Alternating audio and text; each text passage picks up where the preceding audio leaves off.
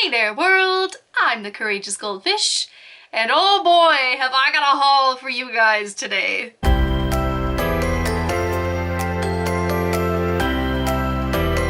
It's been a while since I've sat down to film, mostly just because my life has been really busy. And not in a good way. I also recently went on vacation, so I did go to New York City for a week with my mama, so that was really fun. But yeah, basically the gist is I haven't filmed for a while, and so I have a lot of stuff to show you. Hope that's okay. I do have 3 figures to show you today, which were my June and July pre-orders, so I hope that you will stick around for those. But to start off with, I do have some manga and just other assorted various merch pieces. Some of this is stuff that I got in New York City while I was there. Obviously not going to show you all of what I bought because most of it is not going to be interesting to you. A lot of it is just like clothes and jewelry and like that kind of stuff. So I'm going to stick to the nerd-centric activities. But hopefully you guys enjoy what I have to show you today. And without further ado, let's just get into it. Okay, I said that I was only going to show you guys nerd-centric things, but I have to show you this pin that I bought at a market. Excuse me? It's a hedgehog, but his spines are a lotus flower? Excuse me? It's amazing. I love him so much. I suppose we should start with the manga. So for those of you who don't know, I just recently started my manga collection with a huge big Right Stuff haul that I posted a couple months back. And already I have made some ill-advised financial decisions. Honestly, if you are even at all a little bit interested in Black Butler, I would say that the manga is 1000% the way to go. The anime has its place in my heart, but I honestly think that it is so much better to read the manga. The art is amazing. The story has already diverged from the anime. Obviously, we don't talk about season 2 of the anime, all right? We don't talk about it.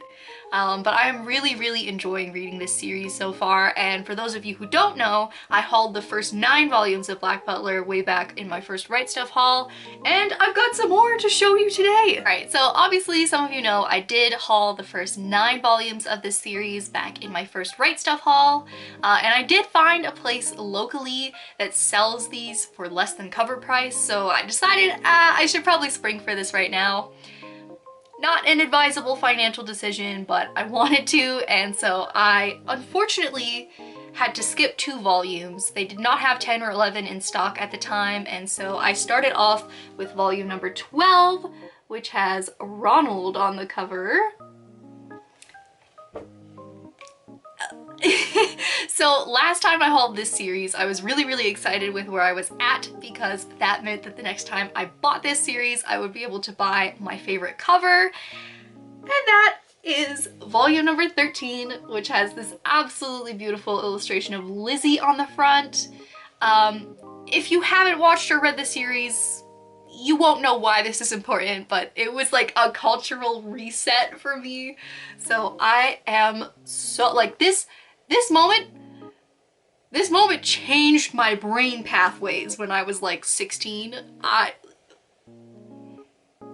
The love that I have for this particular section of this story is absolutely unexplainable. So I am so happy to finally have volume 13 in my collection. Volume 14, which has The Undertaker, very smexy man. Volume number 15, which has Sebastian as the tutor. 16, which has Soma on the front, this absolutely beautiful illustration of Soma. That's the thing about Toso Sensei, is that her art is just fantastic, so I'm absolutely in love with the depth of this one in particular. Number 17, which has... oh no. It's Lizzie's brother. I can't remember his name right now. Edward! Okay, yep, this is Edward Midford. And volume number 18, which has this very interesting illustration of Ciel on the front. And the final volume in my collection at the moment is volume 19, which has this very cool looking lady on the front. I don't know who this is. And I think that Googling it is going to give me spoilers, and so I'm gonna just say she's cool. I'll find out who she is eventually, but yes, volume 19 with this very neat looking Lolita chick on the front. So those ones I did purchase locally, but the next thing I have to show you was purchased from the Kinokuniya in New York City. I wasn't actually planning to make a special trip to go to Kinokuniya, but it was actually just on the path to another place that we were going. We just passed by it and I was like, unfortunately couldn't find any of the manga volumes I was looking for, but I did in fact pick up this absolutely gorgeous specimen of an art book. I am not an art book collector. This is actually my first technical art book. I did haul the Roman album for Samurai Champloo a couple months back, but this is my first proper like art book, and it is so good. So I have here the 3rd edition of the Black Butler artworks, of course. So as I was saying before, Toboso Sensei's art is just absolutely fantastic for this series, and so wow. Am I 13 or 21? Obviously, the art for Toboso Sensei's series is absolutely phenomenal. Nobody can deny that. And so, of course, I was super duper stoked to see this one in stock. Where I come from, on my little corner of the earth, art books don't really get stocked. So it's my first time seeing them in person. Obviously, one of the greatest sung praises of Black Butler is Toboso Sensei's art. And so to have it in like perfectly manicured, full color, like big page, very nice paper. It's almost a godly experience. There's lots of different art styles in this book, like this really adorable pastel version of the Phantom Hive servants, or like, you know, standard Sebastian and Ciel fare. Obviously, I love it for Sebastian reasons, but I also am really into this illustration of Grell from Book of Circus. So if you don't know, Grell is a character that did not actually show up in the Book of Circus arc, but they have some art here of her in her circus getup. Excuse me? How iconic. And this one over here is actually concept art of Doll and Ciel. So Ciel did not actually wear this outfit, but I still think it's really cool. That's the other thing I absolutely adore about Black Butler is the fashion. Obviously, Sebastian shows up in pretty much the same thing all the time, but Ciel and Lizzie actually, for the most part, have different outfits every time you see them. That's the really interesting part about it for me, because I am a very fashion motivated person. I love to see intricate designs. I love to see thought being put into these characters. And honestly, like, it's a lot of work. It is a lot of work. That's an effort and an attention to detail that I really appreciate. So yes, I love it. I would highly recommend purchasing these if you are at all a fan of even the art of Black Butler. I think it's fantastic, but yeah. Obviously a must-have for me, and I'm so happy that I bought it. If any of you are gamers, this next section is for you, so listen up. Obviously, if you are a hardcore gamer, you would know that there is a Nintendo store in New York City. So of course, you know, your girl had to hit that up, and I spent way too much money. I'm gonna show you some of my favorite things that I bought. Starting off with, I hope you're okay with me showing you this. I just really wanted to nerd out about Nintendo for a minute. I have this absolutely adorable Kirby bag. The print on this is absolutely adorable, and it is actually a decent size, so I am able to fit a lot of stuff into it. It also comes with this absolutely adorable Kirby coin pouch. Absolutely to die for. I'm so excited about this one. It was relatively reasonably priced too. I believe it was 35 USD. So honestly, not too bad. Pokemon plushies were actually the first thing that I collected as an 8-year-old child. Most of my collection is still up here. Some of it is in boxes in my basement.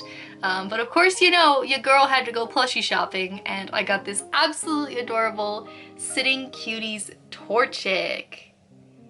He's so cute, he's so small, he has beans in his butt. We love him. Yeah, not too much to say about this. It's just a tiny plush of Torchic, but I'm in love. And the other plushie that I got that I am absolutely so stoked about, this is actually my favorite souvenir from the entire trip. It is so unique and it is absolutely my favorite. It is Pikachu dressed as the Statue of Liberty! Oh my goodness. When I saw this, I knew I had to have this. This was going to be like the be-all end-all for me, so absolutely adorable. I love the details even, so like you can see the unknowns on her little tablet. Her torch has a little lit wick, and the attention to detail is fantastic because if you didn't know, you can tell a Pikachu's gender by the shape of its tail. So the straight tail is a male Pikachu and the heart-shaped tail is a female Pikachu. So Lady Liberty is in fact a female Pikachu, just in case you needed to know. Yeah, nothing much more to say about this other than it is fantastic, and the marketing team at Nintendo was doing such a good job. I absolutely adore like the section of Pokemon plushies that's like Pikachu dressed up as things. I think it's so cute. When I was in Japan, I actually really wanted to find Pikachu dressed as the Narita airport pilots. Couldn't find it, unfortunately, but now I have Lady Liberty Pikachu and she makes my heart happy. The last thing I have to show you is something that's a little bit weird for my channel. If you didn't know, I'm 21 and I just finished college. I'm like sort of gearing up to move out kind of soon. I've been collecting like house stuff and like kitchen stuff for like, God, almost 2 years now. And when I saw these, I knew I had to have them. My boyfriend likes them too, so I am not just shoving these down his throat.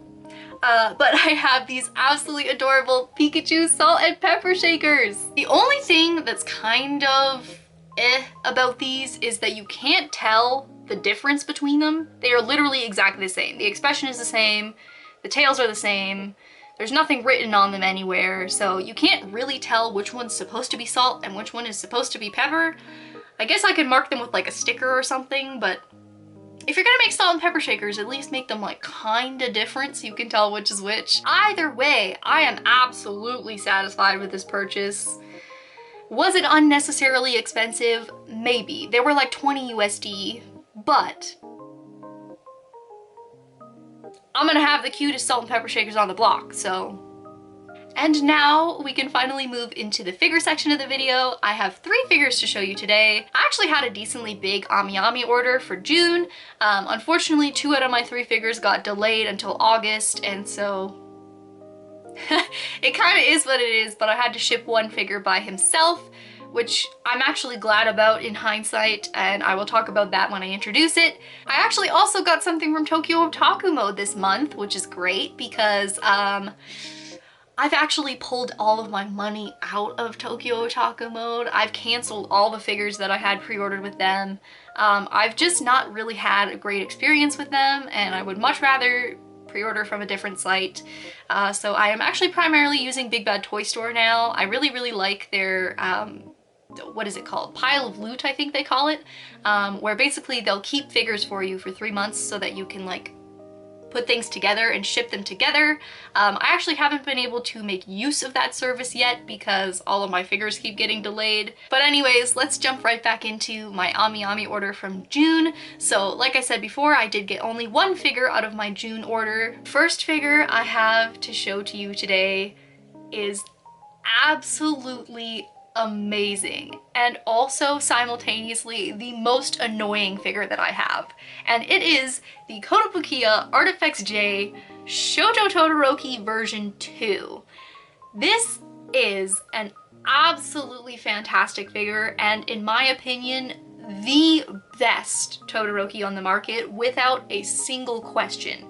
His facial expression is absolutely fantastic. The effect pieces are incredibly well done. The ice looks so realistic. It's painted so nicely, and it's super duper heavy, so there is absolutely no worry of him toppling or leaning or anything like that.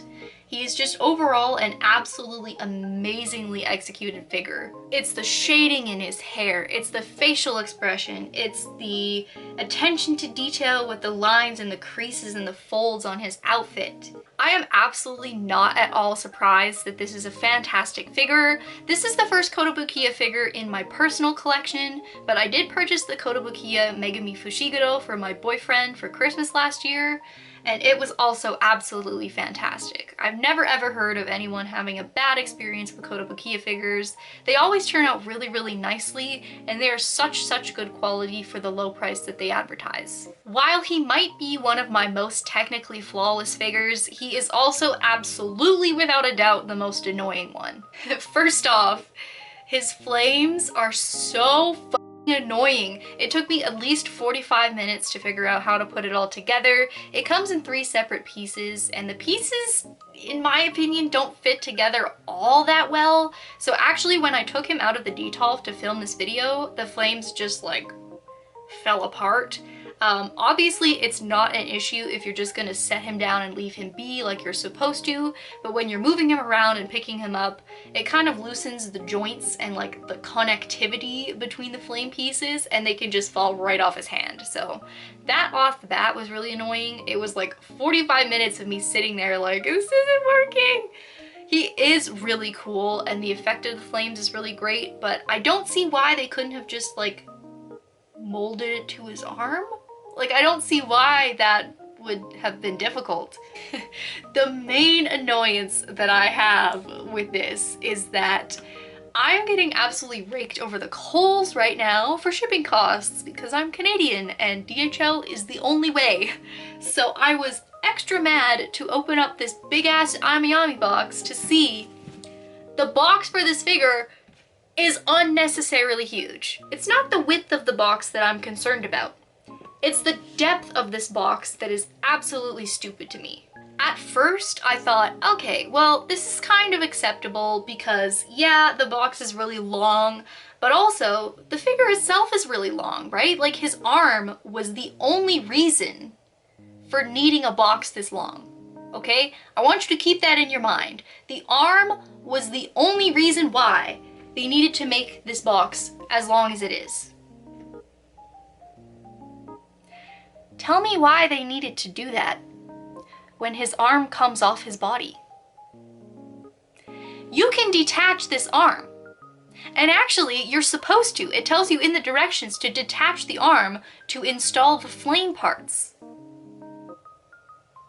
So tell me why, if his arm is detachable, you need to make this monstrosity of a box when you could have just, I don't know, taken off the arm and put it in the blister beside him? So yeah, I'm a little bit salty about that, to be honest. I think that that's really dumb. If the arm is the only reason why it needs to be this gargantuan, and the arm comes off, just put it in the blister next to him. Like, why is that so difficult? However, yes, it was a big box. Yes, it kind of sucked to put together, but overall, he is an absolutely fantastic figure. I would recommend it for any My Hero fans. He is just so good. Even better than I ever could have hoped. The promo pictures don't even really do it justice. You really have to see it in person to appreciate the depth of how great this figure is.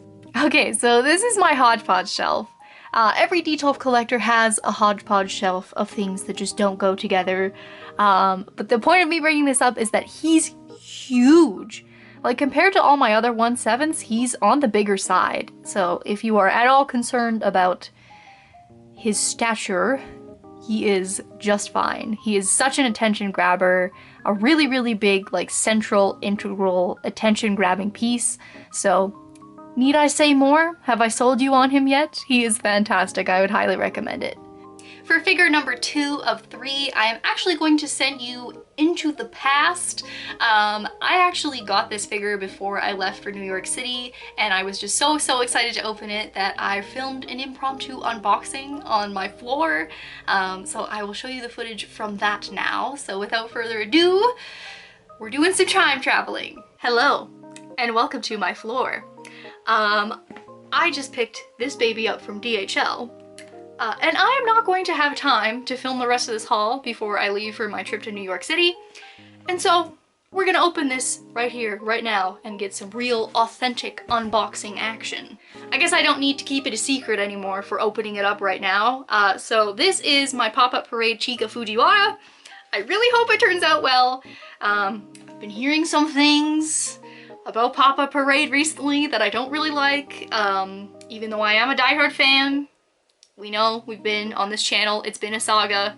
And I'm also really afraid because the Kaguya-sama Nendoroids were like really bad. So I feel like Kaguya-sama is just like a little bit cursed as a franchise. So I really hope that Chika's cute. Fingers crossed, when we open this box, I will not be disappointed. This is the card that came in the box. It's the same one that came with my June order, even though this is my July order technically, so I don't know, but it's cute. Here she is! You guys are seeing her before I even am. Oh my god, she's cute! Yes! Okay, let me get this open. Let me see. Let me crack this plastic here. Oh my god, she's cute! Wow! I mean, really, it's not difficult to mess them up. The Kaguya-sama girls are really not that difficult. They're just wearing basic sailor uniforms. But she is so cute. Oh my god. Like, her facial expression is perfect. Hello? Excuse me? The paintwork on mine looks like it's flawless. And again, it's really hard to mess up. It's a black dress with a white collar and a red bow. But like, it looks really clean. All right. This figure did get delayed, and I'm not really too sure why, but it's what oh my god! There's a metal foot peg! No way! You gotta be joking. I've never seen this on a Pop-Up Parade. They have metal pegs on the Pop-Up Parade bases? Do any of your guys' Pop-Up Parades have that? Mine don't. That is really neat. That's so cool. Okay, let me put her in here. I guess she kind of has to have a little bit of extra support because only one of her legs is attached to the base. But I'm actually really shocked and surprised to see that on a prize figure because usually metal pegs are something that are used to support like scale figures or like really heavy figures. So I'm surprised but happy to see that. I do have a little bit of a story about Kaguya though, because I do have her pre-ordered as well, of course. They did a real sneaky thing with these Kaguya-sama pop-up parades. They put Kaguya out for pre-order and then waited to announce Chika until after Kaguya's pre-orders had closed, which is the dumbest thing alive. But obviously I saw the prototype for Chika and I was like, oh, perfect Chika, perfect execution.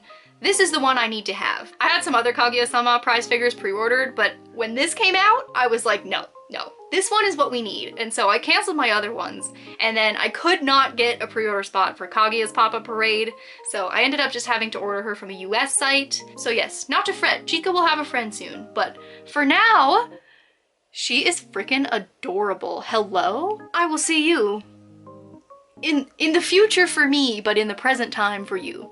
And this last figure I have to show you today is probably my favorite of the bunch for obvious reasons, but this is my Figuart Zero Choet Super Sailor Moon, Bright Moon, and Legendary Silver Crystal figure. I was so excited about this figure because it is the first Figuart Zero Choet figure that has released during my time of figure collecting. All the Figuart Zero Choets from before are really expensive now, very difficult to find, and highly sought after by Sailor Moon collectors. They are so highly sought after because they are widely considered to be the best quality Sailor Moon figures that we're ever gonna get. As I've spoken about before, almost every time I talk about Sailor Moon, I have to bring up that Bandai will not give up the chokehold that they have on the Sailor Moon license, and so we hardly if ever get good high quality Sailor Moon figures, and for the most part merch. I think they've been slacking recently, especially with quality control, and so I was really excited about this one because it's gonna be kind of like my high quality Sailor Moon figure. So I am super duper excited to get into this one with you. The Figuart Zero Choet is supposed to be be the high quality Bandai figure line, and I put it in quotes because as compared to other figure manufacturers, obviously this Bandai line does not even compare. Bandai is kind of known for dog shit quality, unfortunately, and because they have such a chokehold on the Sailor Moon license, the only official Sailor Moon merch we ever get is like Tamashii Nations, like Bandai Spirits type of stuff, and so unfortunately, this is the best us Sailor Moon collectors are ever gonna get. However, this one is actually quite nice. This is the figure herself, and to be honest, not even just because I am crazy in love with Sailor Moon, but I think that this is an absolutely great figure. She is so cute. Her facial expression is really, really nice. I don't personally have any paint issues with mine, which is fantastic.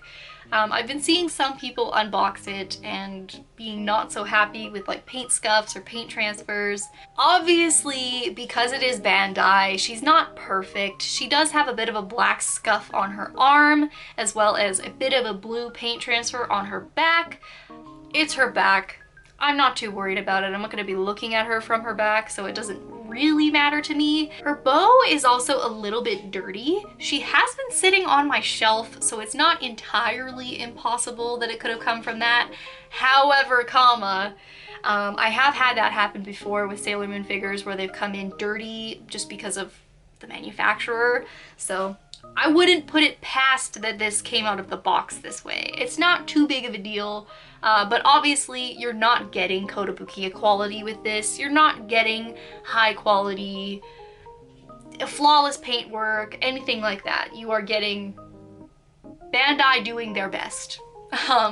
Which, I mean, honestly, I don't want to shit on this figure because I actually really like her and I think she's super cute, but being spoiled as a scale figure collector now, I know what good quality could be, and this is just not it. If you really like Sailor Moon though, this is a fantastic pickup. I think that as far as Sailor Moon figures go, this is probably the best we're gonna get, and I do really like her. I think she is cute. The reason why I think I love this one so much as well is because it reminds me a lot of the Ichiban Kuji one that came out a long time ago. That is one that is beloved by Sailor Moon collectors as well, and I actually tried to purchase that one and I got scammed and it never showed up. And of course, because this one is supposed to be the higher quality line, the Figuart Zero Choet, I think that this one is a higher quality than the Ichiban Kuji one would have been anyways. So I am quite pleased with her overall. Obviously, I'm a little bit disillusioned with Bandai and how they've been handling the Sailor Moon license because I believe it deserves better and I want it to be better. But this figure itself, if you know what to expect and you temper your expectations, I think it's a fantastic figure to pick up if you love Sailor Moon. This box is absolutely gorgeous. There is some metallic kind of print on the window of the box. I'm not sure if you can see that terribly well, but there's some stars and stuff. Obviously images of the figure, official stickers, like up here we have the 30th anniversary logo, as well as the Bandai sticker and the Tamashii Nations quality sticker. Side is just a view of the figure with this absolutely gorgeous watercolor going on behind it, and on the other side is a back view of the figure, and the back side, again, just information and views of the figure. My favorite part about this box though is the top. So this actually came in a cardboard sleeve, and so when you open the cardboard sleeve, you get this view of the top of the box with this very cool metallic silver crystal design. I just thought this was a really nice touch, and I had a great experience with unboxing this because of that. I think it's always really nice when Sailor Moon gets that extra like touch. It makes it feel more like an actual figure unboxing rather than just like a Bandai prize figure, which is essentially what this is. They try to make it sound fancy, but at the end of the day, what these Figuart Zero Choet things are just slightly higher quality prize figures, which is fine if you know what to expect. I really don't want to make it seem like this was a bad purchase or that I regret it at all. I think she's fantastic and I absolutely love to have her in my collection, but with Bandai, you have to temper your expectations. You have to know what to expect and not be mad when you get what you thought you were gonna get. You're never gonna be pleasantly surprised. It's actually kind of sad though, because I'm gonna sit here and I'm gonna pile on Bandai and say how much I hate what they're doing with the license, all while knowing in the back of my head I have 3 Glitter and Glamours figures pre-ordered. So they're still getting my money. It's the life of a Sailor Moon collector, what can I say? That is it. That is all I have to show you for today's video. I hope that you enjoyed it. It was kind of a little bit different, showing you like more nerd type stuff rather than just strictly figures, but that's kind of what we're evolving into on this channel, I feel like. So if you like that, please let me know in the comments down below. You know, it's kind of funny because I was complaining about the shipping fees on Todoroki, and at the end of August I have to pay for my Apex Ari and get it shipped, which I am anticipating being very uncool.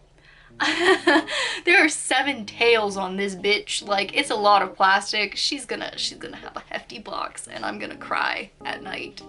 Fingers crossed for me that the DHL gods speak in my favor. Or even more so, can we pray that in the next like 3 weeks Surface Parcel comes back?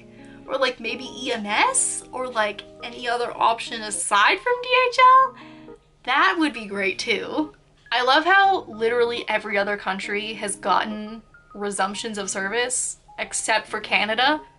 Like, AmiAmi does these little shipping updates every once in a while, and literally there's countries that I've never even heard of that are getting better shipping options than Canada.